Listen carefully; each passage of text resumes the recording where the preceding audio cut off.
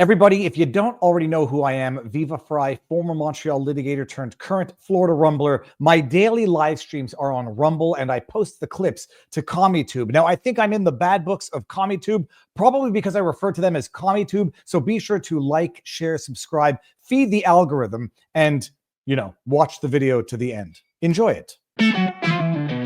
We are going to get into the story of the day, which is if you are following Michael Cohen's advice, speaking of snakes in human skin, speaking of rats who will always be rats, speaking of leopards who will never shed their spots, Michael Cohen, you all know him because he's a pathological liar. He is a perjurer. He is thoroughly corrupt. He's a sniveling snot of a jackass. And if he would ever come on the channel, I would have a lot of fun having a discussion with him. I always say, there's nothing I would say privately or in someone's absence that I wouldn't say to their face. And I would love for him to try to justify to the world how he is such a sniveling snot of a jilted ex-girlfriend that he thought he was going to get a pardon from Biden by throwing Trump under the bus. He thought by selling his soul to the Democrats that they would win and they would reward him for his sacrifice. They would reward him for his pursuit of the power of that beautiful golden ring. And he placed all of his bets and he went all in with the Democrats. They lost. Demented Joe didn't even pardon his sorry ass on the way out the door. And now Cohen is pissed. But Cohen is pissed. And he might be pissed at Biden for not giving him that pardon. But he is and will always be more pissed at his jilted ex-lover who never gave him the recognition that he so sincerely believed that he deserved. Donald John Trump. Remember, Michael Cohen is a man who admitted to stealing from Donald Trump. It's a man who admitted lying under oath. It's a man who is an admitted perjurer and just overall scumbag. But above all else, a bad lawyer. A bad lawyer who might have been a useful brute, a useful goon on the rink. Sometimes you don't necessarily want to play your best players all the time. Sometimes you just want to throw out the goon who fights dirty, cheats, elbows, does the dirty stuff. Not smart, but a useful idiot. That was Michael Cohen. So Michael Cohen, on the way out the door, tried to get Trump, arrested, jailed, bankrupted, whatever. Did everything he could. Played ball with the dirty, lying, scumbag Democrat Party and got nothing as a thanks for it. But now he's taken the position that he's going to go after Joe Biden by suggesting that now, as a result of the known mental acuity problems, which nobody knew until now, oddly enough, now's the time that Michael Cohen finally discovers that Joe Biden wasn't always all there. He's suggesting that we go after the pardons of Biden. Some might say he's angry at Biden and wants to go after the pardons. What vested interest would Michael Cohen have in annulling the Biden pardons? Absolutely none.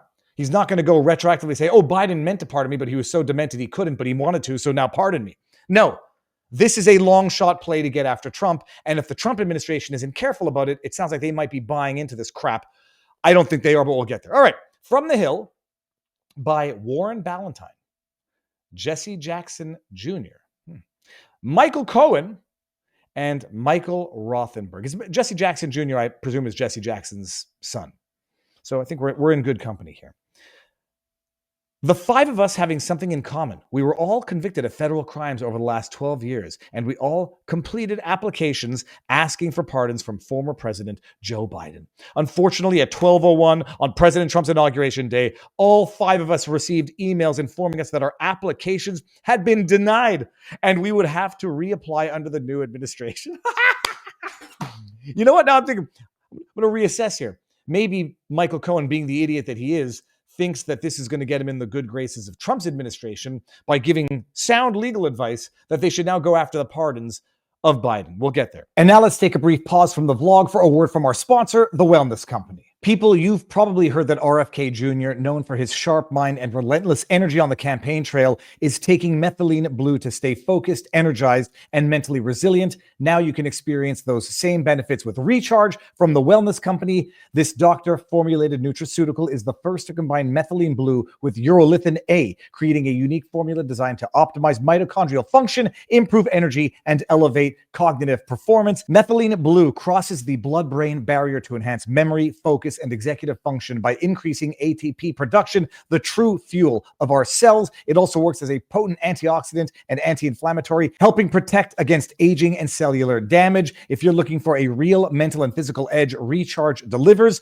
Head over to twc.health/Viva. The promo code Viva will get you 10% off and free shipping. Feel the difference. Think clear. Recharge. twc.health/Viva. Thank you, The Wellness Company, for sponsoring this video. And now back to the vlog. We have all completed our sentences, so there's no question of having these shortened.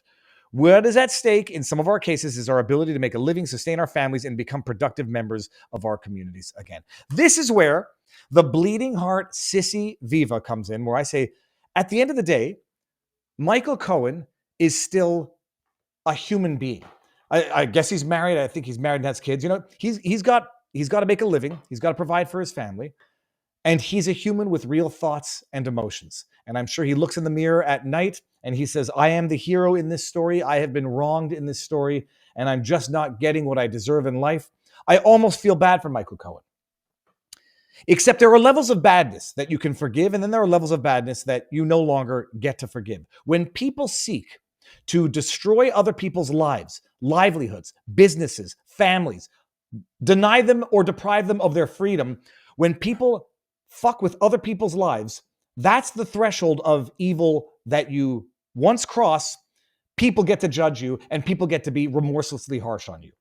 People who hurt themselves deserve forgiveness. People who go out there and try to hurt others, like Michael Cohen did, among others, I'm sure he feels bad, and I'm sure, he's a human with thoughts and emotions, but I feel a little bit more morally justified in being remorseless with him.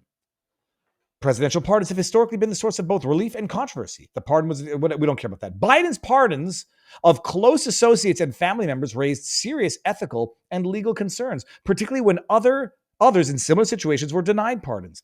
The issue at hand was not about his legal right to grant pardons, but whether his cognitive condition affected the integrity of such decisions. It's like he was cognitively aware enough to pardon friends and family, but because Michael Cohen didn't get it, now they say he must have not been all there. How could he not pardon all 5 of us? It's particularly noteworthy that Biden used the full Nixon-era formula in granting full, complete, absolute, unconditional pardons to members of his family, covering a lengthy period of time, saying, it's called corruption. Joe Biden, whether or not he knew what was going on, people knew what was going on, and nobody wanted to allow investigations going back the decade involving Ukraine. Reports citing his struggle with memory lapses, confusion during public engagements, and limited unscripted interactions have led to growing skepticism about his ability to make impartial, well-reasoned choices. If his cognitive decline influenced these pardons, then others denied pardons on similar grounds deserve reconsideration. What a flipping weasel of a snake.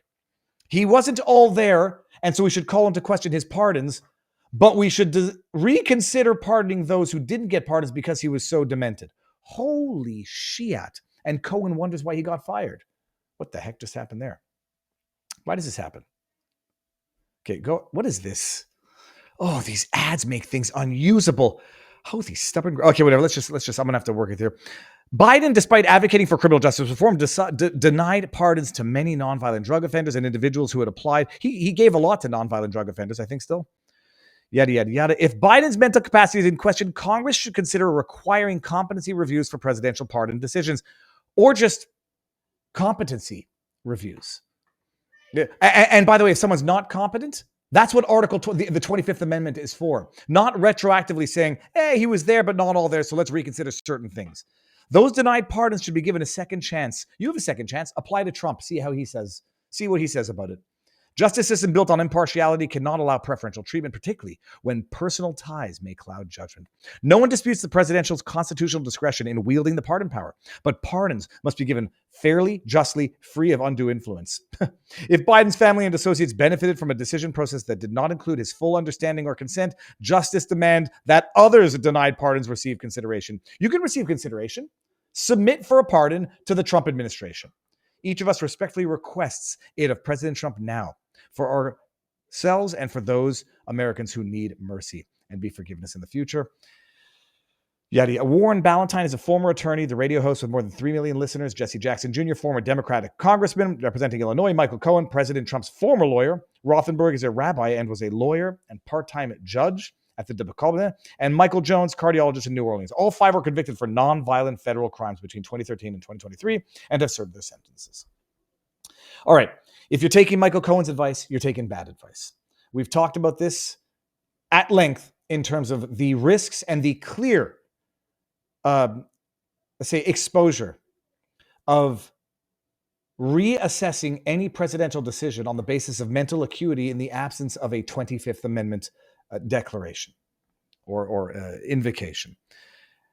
I don't think the Trump DOJ is contemplating investigating Biden-era pardons amid concerns over state of mind, or maybe it's true, but they're not necessarily going to consider reinvestigating the pardons on the basis of state of mind, but maybe and only on the basis of whether or not that auto pen was being used without his consent, because that is just outright fraud, and you're not attacking the mental acuity, you're attacking outright fraud. Someone's stealing the money from your purse without you knowing it. And maybe they're just going to go broader and say, yeah, we should really reassess everything he did for reasons of mental acuity. Okay, we'll pull it back and we'll be reasonable. Let's just go after whether or not the auto pen was being used without his permission, consent, or knowledge. DOJ is probing the Biden-era pardons granted by the president during his final weeks in office. President Donald Trump's Justice Department is reviewing the list of people that were granted pardons by former President Joe Biden amid new concerns that his use of auto pen to automatically sign documents, as well as concerns about his state of mind in the final days in office. The critical part of this sentence is quite clearly amid new concerns about his use of an auto pen to automatically sign documents, because if the question is whether or not it was his use, we're not attacking things for mental acuity. We're attacking things for outright fraud, which I have no doubt occurred, in my humble opinion. Fox News was told Tuesday that the Justice Department attorney, Ed Martin, is reviewing a list of Biden-era pardons granted by the presidency during his final weeks. It's unclear what individual pardons are being reviewed by Martin's office, though Reuters reported this week that the office is planning to look at the preemptive pardons of Biden granted to his son, Hunter, as well as 35 death row inmates whose sentences were changed to life in prison during Biden's final day in office. DOJ officials did not respond to Fox News requests for comments on the email. And then we just go over the Bidens. But critics took umbrage at the long list of names, noting that it includes persons convicted of defrauding U.S. taxpayers tens of millions of dollars. Many took aim at his use of preemptive pardons to family members and others in his circle. Not to mention, not for nothing, the Cash for Kids judge. These idiot Democrats who say, Donald Trump arrested judges, it's the end of democracy. Cash for Kids judge was a judge convicted and deserves to rot for the rest of his life in jail for what he did to kids. So yeah, some judges break the law. Let's do the little logical thing here. Judges are people. All judges are people. Some people break the law. Therefore, some judges might break the law. Damn it, that might not actually be. All judges are people. Some people break the law. Therefore, some judges break the law. Whatever. You know what I'm getting at. Let me, if I can, in my limited capacity as a mildly insightful analyst, commentator, not an influencer, suggest that if the Trump DOJ is going to take the bait and go start evaluating pardons on the basis of mental acuity, I don't know if this is Michael Cohen's end goal to get revenge on Donald Trump, but it will be the end result. It will be weaponized to go after Trump by the next administration if the precedent that is set is that you get to undermine, undo, and attack the validity of decisions made by a president on the basis of mental acuity or lack thereof, in the absence of having been outed by the 25th Amendment. It's not a double-edged sword. It's a Pandora's box. And I don't sincerely believe that the DOJ, Trump's DOJ, is actually looking at doing this, going after Biden's pardons on the basis that he was mentally unfit to have issued those pardons. But if they do, what will happen, and it's not an if, it's a when, the next administration, when the Democrats, as soon as they get back into power, they will go and attack everything President Donald Trump did, from pardons to executive orders to decisions. And they will say, well, we now retrospectively determine that he was mentally unfit to have made those decisions. You did this with Biden, and now we get to do it with you. Wildly different than going after those pardons on the basis that Biden did not know that the auto pen was being used. Anybody operating Trump's auto pen without his knowledge, you would expect and demand that that be annulled and that person be locked up. I don't know what Trump does to ensure that when he uses the auto pen, it's documented that it has his consent. My understanding is that there's video of him acknowledging that for which the auto pen might have been used. So there's going to be no question as to whether or not he knew or was aware of what the auto pen was being used for, what he signed and what he brought into law, what he brought into executive order, or who he pardoned. And so Trump will cover his ass that way. But it should always be the case that in as much as an auto pen is ever being used, that there is concrete, contemporaneous confirmation that the president knows and approves of the use of the auto pen. I really strongly believe, because you also have to bear in mind, Trump always knows more than he lets on, and he knows more than we know. And I firmly, strongly believe, in my humblest of humble opinions, that they know damn well that that auto pen was being used like cotton candy, and old Joe was licking his ice cream and had no idea what the F was going on. Text messages, emails, internal correspondences, or simply the lack thereof coming from Biden. You don't have to have his staff scheming around saying, let's go do this without Biden knowing. Elizabeth Warren, yeah, I'm going to do that. Hunter Biden, high off coke in the office, like, my dad's auto pen's on the desk. Let me draft up a pardon. You don't have to have confirmation of that. An absence of acknowledgement of Biden having authorized this or even been aware of it, that would be enough to initiate an investigation. And then you might be able to get to the actual concrete evidence of text messages from staffers saying, let's do this, let's do that, and old Joe doesn't need to know. But if the DOJ is stupid enough to actually bite on this bait, this clear trap, to attack it on the basis of mental acuity, it will come back to bite them in the ass, and they will be aiding and abetting in the ultimate undermining of each and every one of Trump's decisions in his capacity as president. So that is my word to the wise, my prediction and my limited analysis commentary on that issue. Michael Cohen remains a sneaky little bastard, and whether or not he's doing this just for his own personal gain and or for his personal vengeance against Donald Trump, he persists in giving bad legal advice.